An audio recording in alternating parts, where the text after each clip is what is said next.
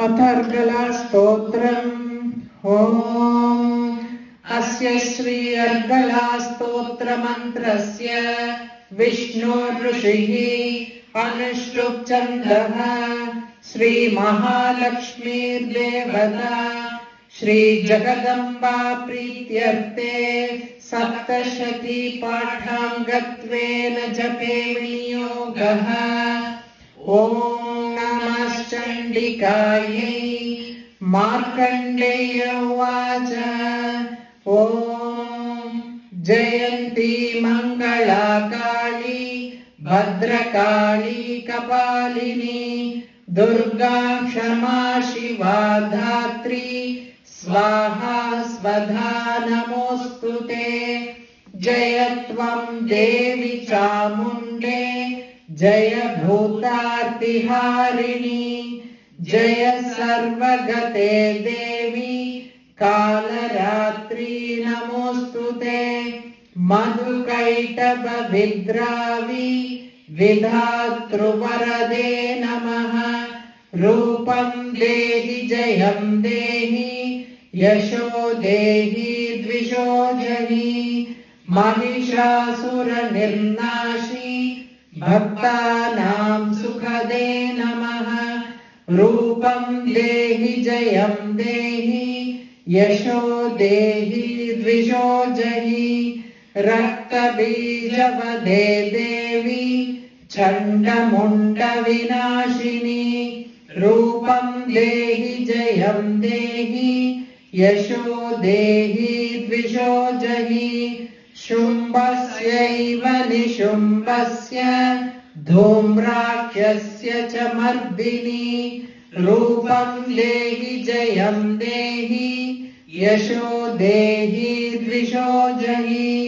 वन्दिताङ्घ्रियुगे देवी सर्वसौभाग्यदायिनी। रूपं देहि जयं देहि यशो देहि द्विषो जहि। अचिन्त्य रूपचरिते सर्वशत्रुविनाशिनी। रूपं देहि जयं देहि यशो देहि द्विषो जहि। नखेभ्यः सर्वदा भक्त्या चण्डिके दुरितापहे। रूपं देहि जयं देहि यशो देहि द्विषो जहि। स्तुवद्भ्यो भक्तिपूर्वं त्वां चण्डिके व्याधिनाशिनी। रूपं देहि जयं देहि यशो देहि द्विषो जहि। चण्डिके सततं ये त्वाम् अर्चयन्तीह भक्तितः। रूपं देहि जयं देहि यशो देहि द्विषो जहि।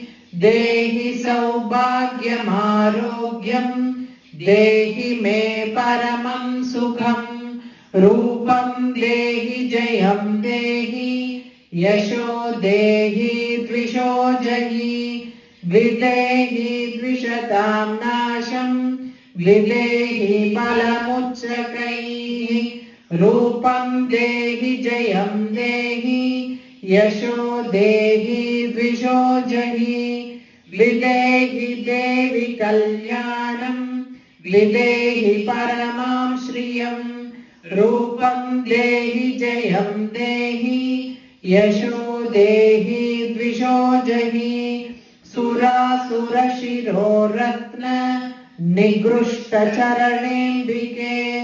रूपं देहि जयं देहि यशो देहि द्विषो जहि। विद्यावन्तं यशस्वन्तं लक्ष्मीवन्तं जनं कुरु। रूपं देहि जयं देहि यशो देहि द्विषो जहि। प्रचण्डदैत्यदर्पग्ने चण्डिके प्रणताय मे। रूपं देहि जयं देहि यशो देहि द्विषो जहि। चतुर्भुजे चतुर्वक्त्र संस्तुते परमेश्वरी।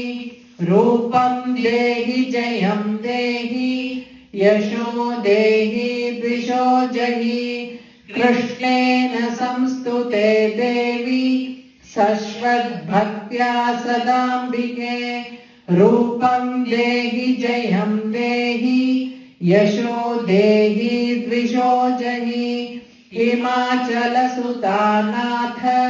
संस्तुते परमेश्वरी रूपं देहि जयं देहि यशो देहि द्विषो जहि इन्द्राणीपति सद्भाव पूजिते परमेश्वरी रूपं देहि जयं देहि यशो देहि द्विषो जहि देवी प्रचण्ड दोर्दण्ड दैत्यदर्प विनाशिनी रूपं देहि जयं देहि यशो देहि द्विषो जहि देवी भक्तजनोद्धाम दत्तानन्दोदयैर्विके रूपं देहि जयं देहि यशो देहि द्विषो जहि पत्नीमनोरमां देहि मनोवृत्तानुसारणां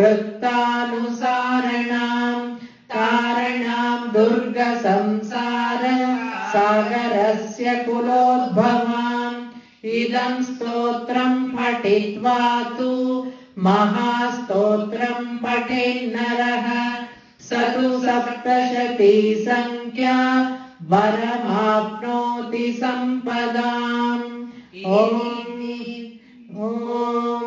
इति देव्यार्गलास्तोत्रं सम्पूर्णम्।